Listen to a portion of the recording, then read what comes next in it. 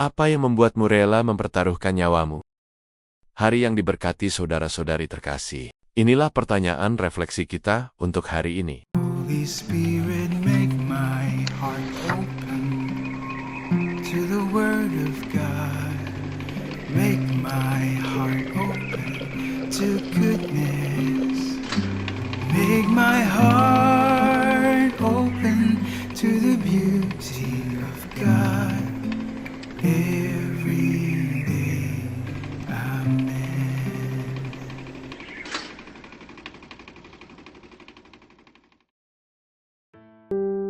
Pahlawan nasional Filipina, Dr. Jose Rizal pernah berkata, cinta tanah air adalah keyakinan.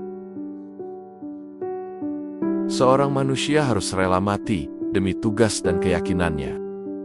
Sejarah menunjukkan bahwa Rizal memperoleh statusnya sebagai pahlawan nasional melalui usahanya untuk mempromosikan reformasi dan menumbuhkan nasionalisme Filipina melalui tulisan-tulisannya dan perjuangannya melawan penjajahan Spanyol. Kampanye damainya untuk perubahan politik dan sosial menginspirasi revolusi Filipina dan berujung pada eksekusinya oleh tentara Spanyol, mengukuhkan warisannya sebagai martir kebebasan.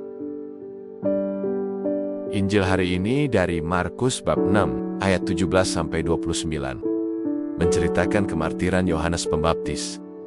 Saat kita memperingati kenangan akan sengsaranya, Yohanes menjadi martir karena dengan berani mengatakan kepada Raja Herodit bahwa pernikahannya dengan Herodius, istri saudaranya, adalah melanggar hukum dan berzina.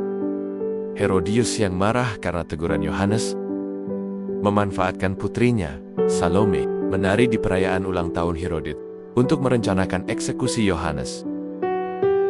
Dengan demikian, Yohanes mati karena berbicara kebenaran dan membela keadilan dan hukum Tuhan mengenai perkawinan. Sebelum pemenggalan Yohanes, Herodes sudah memenjarakan Yohanes karena ia takut akan pengaruh besar Yohanes terhadap rakyat yang bisa memicu pemberontakan.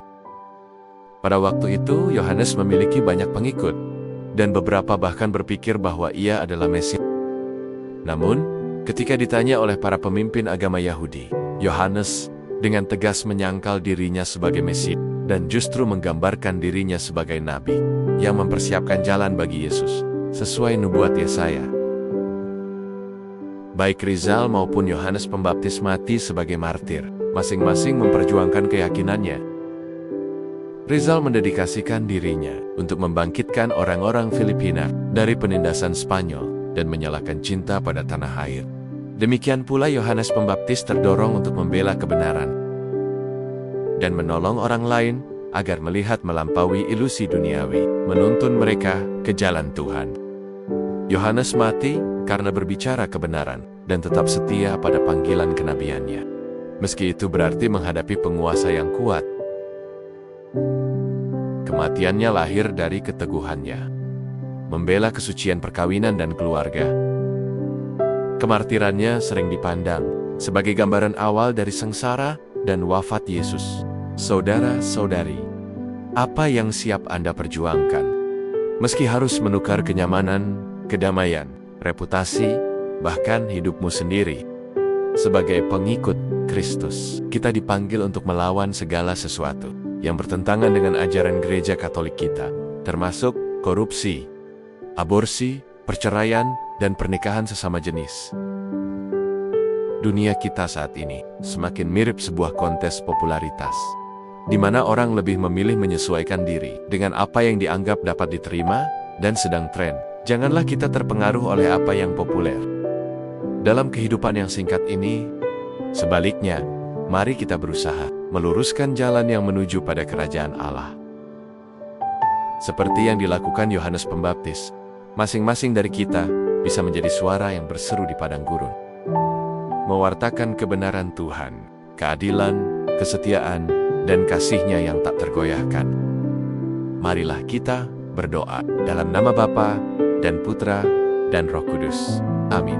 Bapa, kami bersyukur atas para santo dan martir yang telah menunjukkan kepada kami bagaimana berdiri di garis depan perjuangan antara yang benar dan salah, antara yang baik dan jahat, antara yang ilahi dan duniawi. Berilah kami keberanian dan kekuatan setiap hari, agar kami tidak menjadi lelah dalam perjuangan iman yang baik. Amin. Dalam nama Bapa, Putra, dan Roh Kudus. Amin. Tuhan memberkati Anda dan keluarga Anda, saudara-saudara terkasih. Tuhan memberkati Gereja Katolik kita dan Couples for Christ.